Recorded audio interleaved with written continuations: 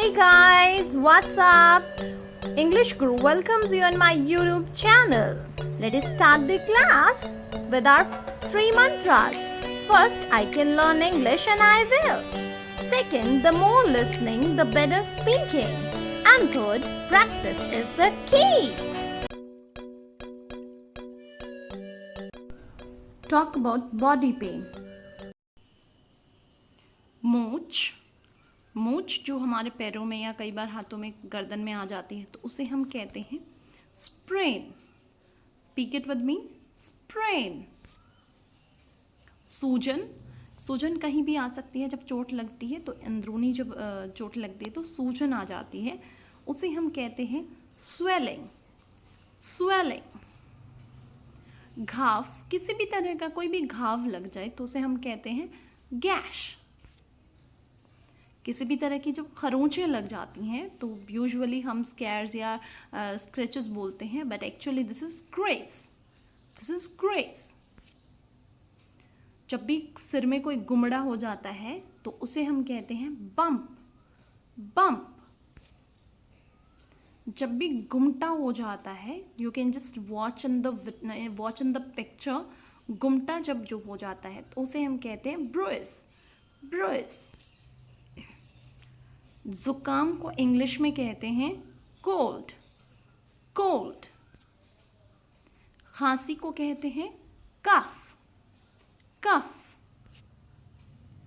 बुखार को इंग्लिश में फीवर. खराश sore throat.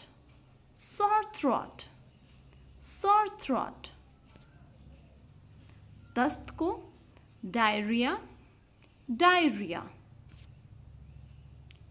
उल्टी को हम कहते हैं वॉमिट.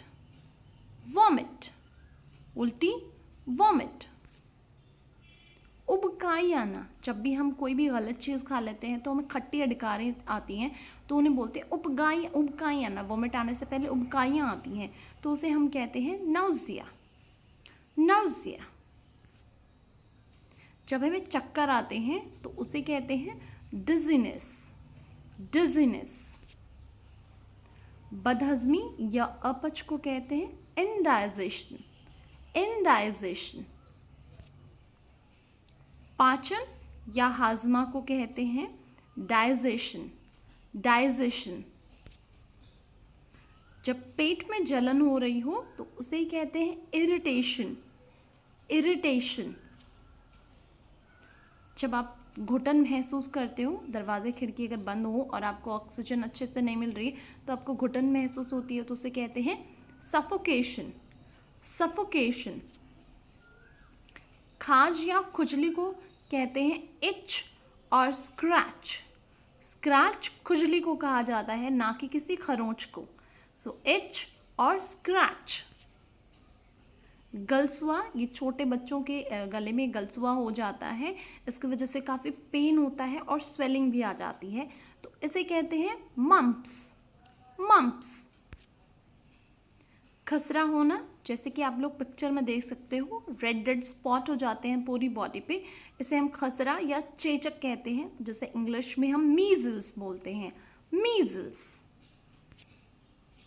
लकवा, जब किसी भी बंदे के हाथ या पैर कहीं भी जहाँ भी लकवा लगता है उसे उसका वो जो स्पेशल ऑर्गन है, जो बॉडी ऑर्गन है, वो काम करना बंद कर देता है. वहाँ पे सिग्नल्स पहुँचने बंद हो जाते हैं ब्रेन के, तो उसे हम कहते हैं पैरालिसिस. मुंह के छाले को बोलते हैं माउथ अल्सर. मुंह का छाला माउथ अल्सर. पेट का छाला स्टमक अल्सर. पेट का छाला स्टमक अल्सर. घमौड़िया को बोलते हैं prickly heat.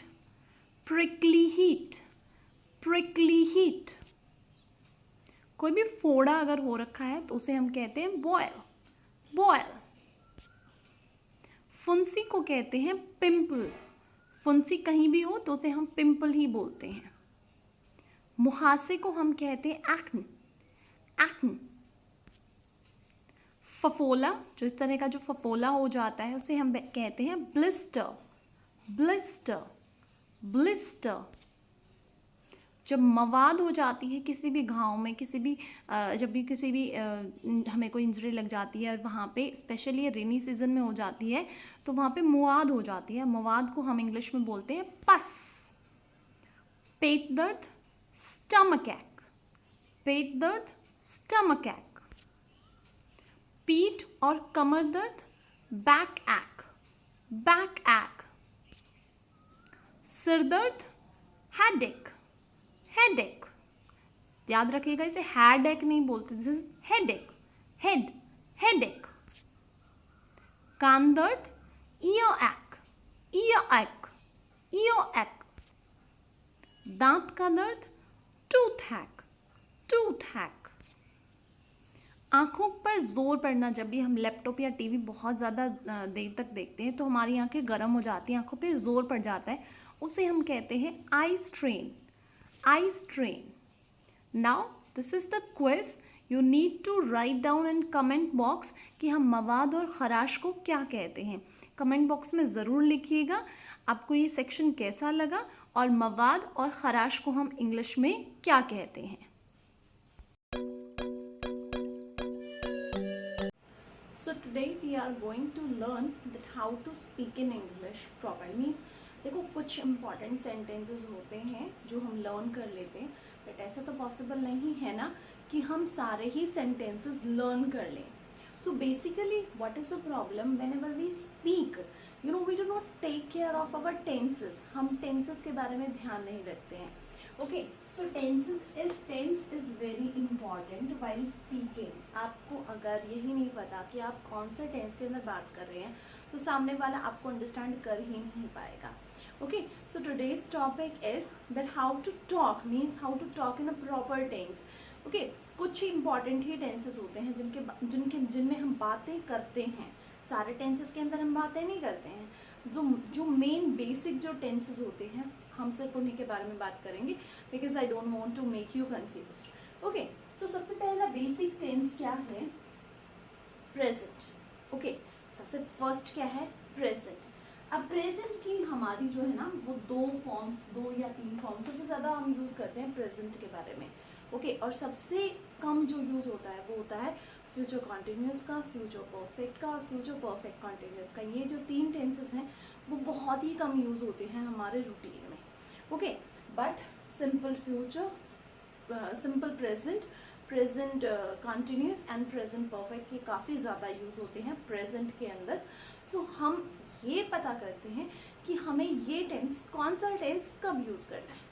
So see guys, whenever we talk about the routine, daily routine, okay, या आदत के बारे में, हैबिट के बारे में बात करें, रूटीन के बारे में बात करें, या यूजुअली कुछ ऐसी चीज़ों के बारे में बात करें जो हमेशा होती हैं, ऐसे तो होता ही है, ये तो हैबिट है, ये यूजुअल है, तो उन सब चीज़ों के अंदर हम क्या करेंगे? हम सिंपल प्रेजेंट का यूज़ करेंगे. हम सिंपल प्रेजेंट का यूज़ करेंगे. Means subject plus verb first और वर्ब फर्स्ट प्लस एस और ईएस प्लस ऑब्जेक्ट. ओके, अब क्या है? वर्ब फर्स्ट कब और वर्ब फर्स्ट प्लस एस और एस कब?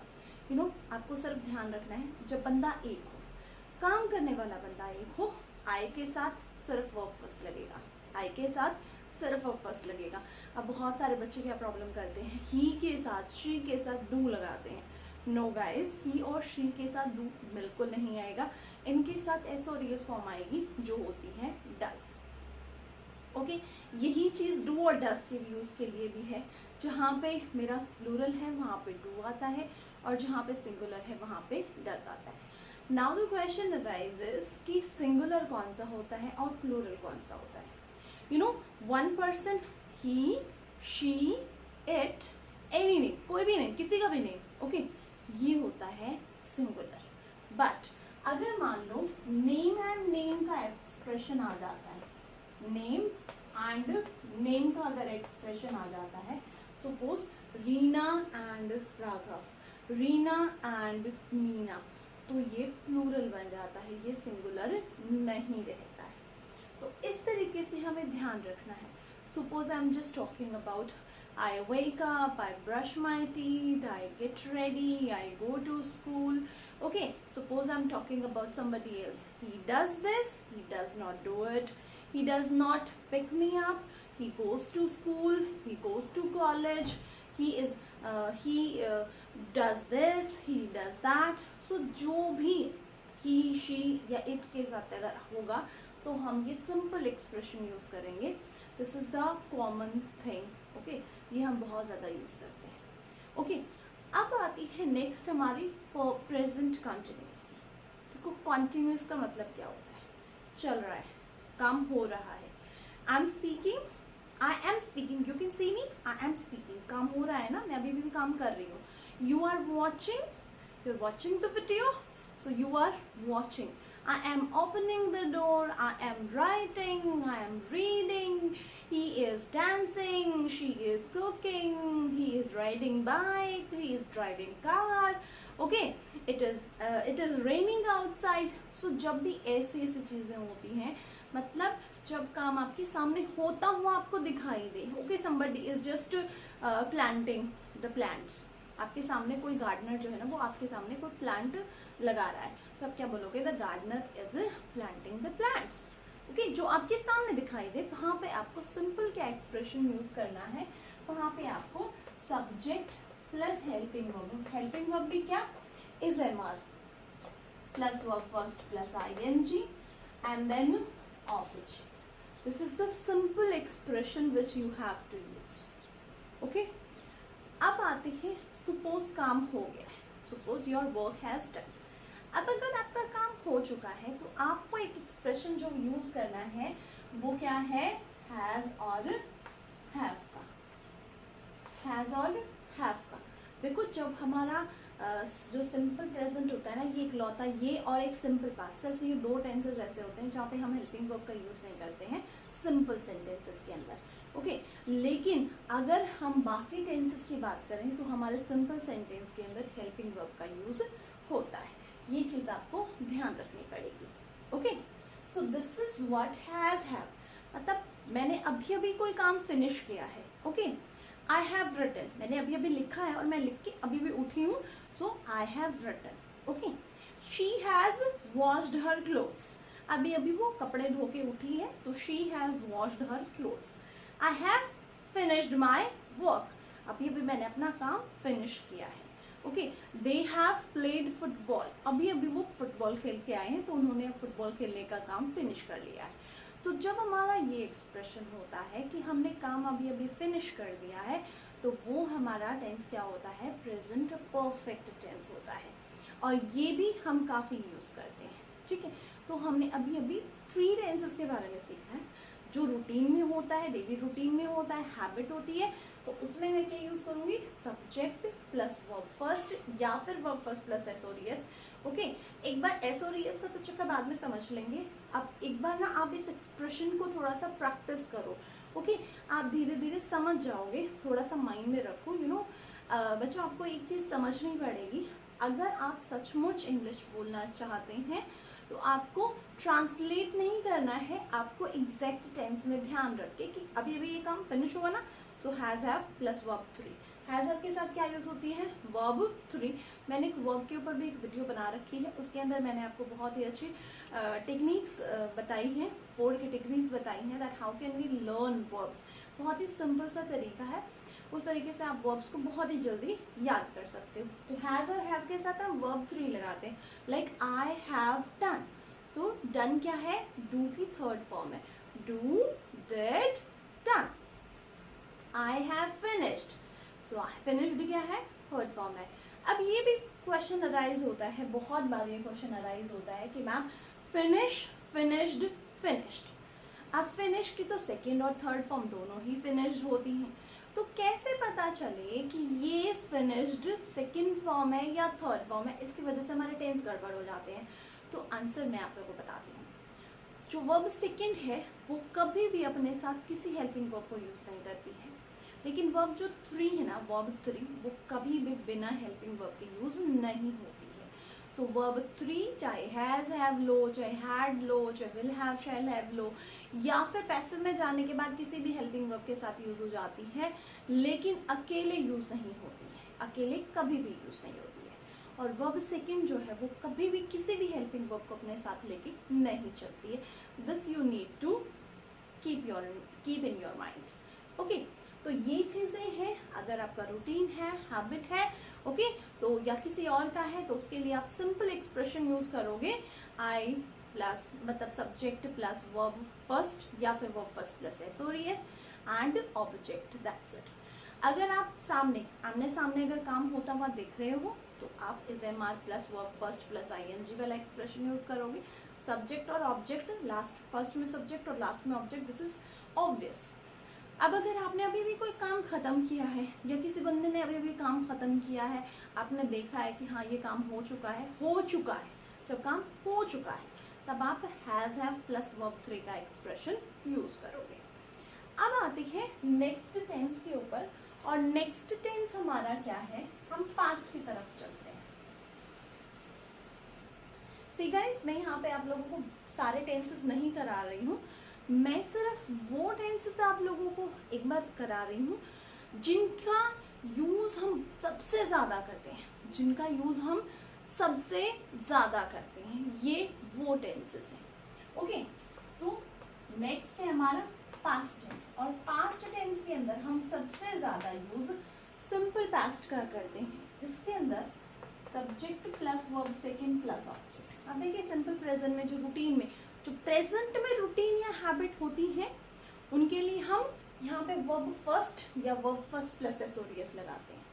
लेकिन जब वही हैबिट या रूटीन पास्ट में हो, 4 साल पहले मैं ऐसे करता था, 10 साल पहले मैं ऐसे करता था, है ना, तो जब वो पास्ट में रूटीन हो, ठीक है, या जब मैं छोटा था तो मैं ऐसे क्या करता था, जब मैं छोटा था तो मेरी मम्मी ऐसे करती थी, जब ऐसे तरह की चीज़ें हो पास्ट की, जब हम बात करें वो भी रूटीन की, हैबिट की, इन सब चीज़ों की हम अगर बात करें तो वो क्या है, वो हमारा सिंपल पास्ट में जाएगा. वहाँ पे हम सिंपली वर्ब सेकंड यूज़ करेंगे. देखिए वर्ब सेकंड के साथ कोई भी हेल्पिंग वर्ब यूज़ नहीं होती है, आपको ये चीज़ ध्यान रखनी है. आगे देखिए एग्जाम्पल में बता देती हूँ आपको. I did, okay, I finished my task.